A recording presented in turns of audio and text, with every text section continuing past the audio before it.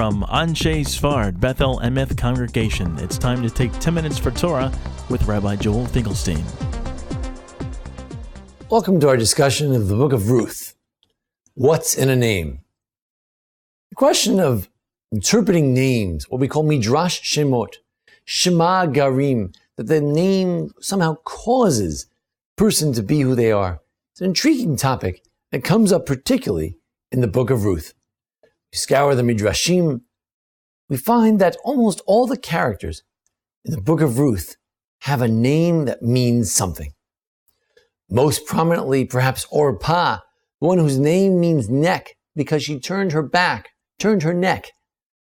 Hafcha Oref, she turned a neck to her mother-in-law and to Judaism and to the Jewish people. Orpah turned away from Ruth, away from Naomi, away from the Jewish people. Naomi, she says in the Megillah itself, she says, Naami, don't call me Naami, Krenali Mara, call me bitter. So she refers to the Midrash, the interpretation of her own name, that it means somehow pleasant. The Midrash says that also Naim, she is Ne'ima b'ma'aseha, Na'a b'ma'aseha, she is very pleasant in her deeds. Her deeds are very good. She does a lot of good things. We also notice Machlon and Kilion, the two sons of Naomi who died, and one of whom was married to Ruth. They're known as Machlon, sounds a lot like Machala, sickness, Kilion, destruction. Or the Midrash says, Mimachu min haolam, Machlon, because he was wiped away from the earth, like the generation of the flood. Or Kilion, because it says that they kalu min haolam, they ceased to exist from the earth. Machlon and Kilion, also the names lending themselves to interpretation. So what about Elimelech, the husband of Naomi? What about his name? The Midrash says, Eli Melech, to me is worthy to have for there to be kingship. I should be the king. Why? I'm a descendant, after all, as the genealogy says at the end. I'm a descendant of King David. What about Oved, the very son that's born to this miraculous marriage between Ruth and Boaz? Her name is Oved. The Zohar says that there was a special soul that was supposed to be born, and he did it. He made that tikkun, he fixed it, he did it. He did the avodah, the work, and he made that special soul named Oved. What about Boaz?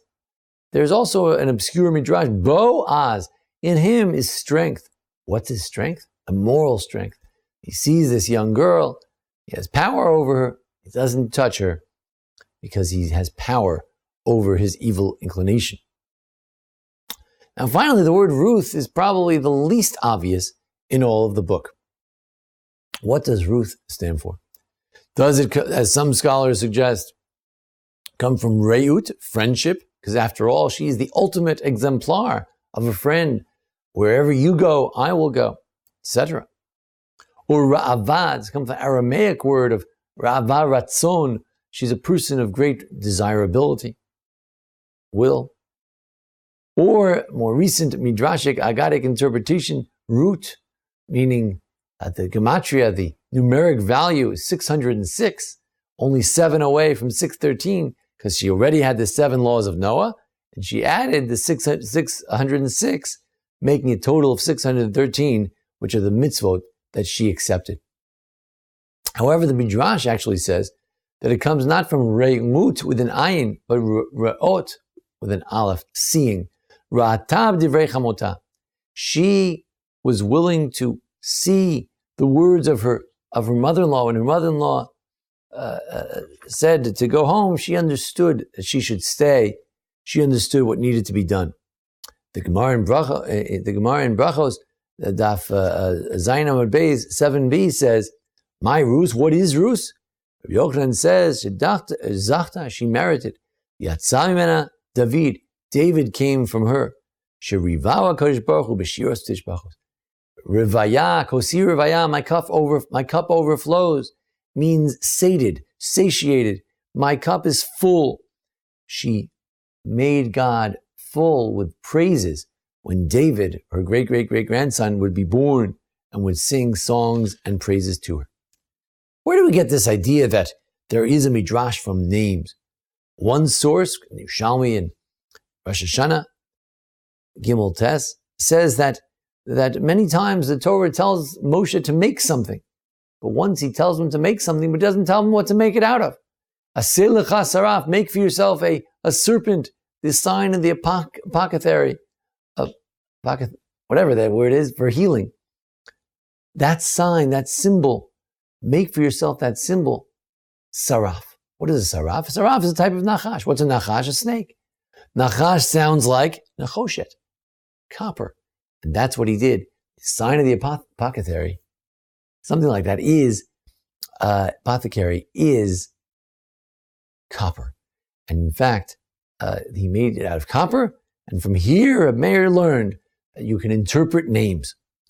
And in fact, the Yerushalmi tells a story that one time he told some people that there was a man whose name was Kidor. And Kidor, he says, it must be a very bad man. Watch out for this guy, Kidor. Why? Because Kidor tapuchot hema. Because it sounds like two words from a verse of rebuke against the Jewish people, that the Jewish people are a wayward people. Kidor tapuchot hema, a wayward generation. Or the Gemara in Brachos there in 7b says that Rabbi Eliezer says, Pasuk says, the verse in Psalm says, look at the wonders of God who made desolation in the world. Desolation? Why is that a blessing? No, God made Shemot.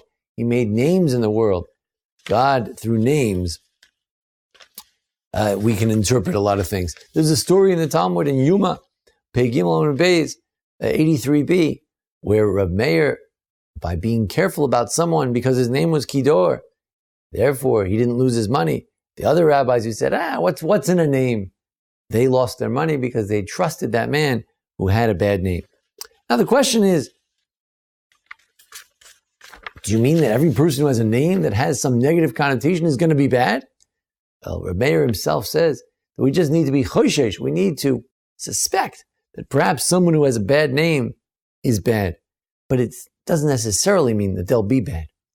If they turn out to be bad, it's because they had that potentiality within their name. If they turn out to be good, could be because they had the potentiality within their name. But in the case of Elimelech, who was supposed to be the king, but perhaps he failed in his mission because he failed to live up to his name. Machlon and Kilion, unfortunately, lived up to their name. They had potential for death and destruction. They lived up to that name. And Ruth, the idea of her potential to see the proper thing, the potential to be the ultimate friend in the entire Tanakh, she lived to that potential.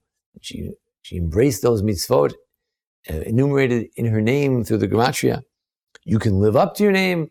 You can live and you can reach the decadent goal set by that name.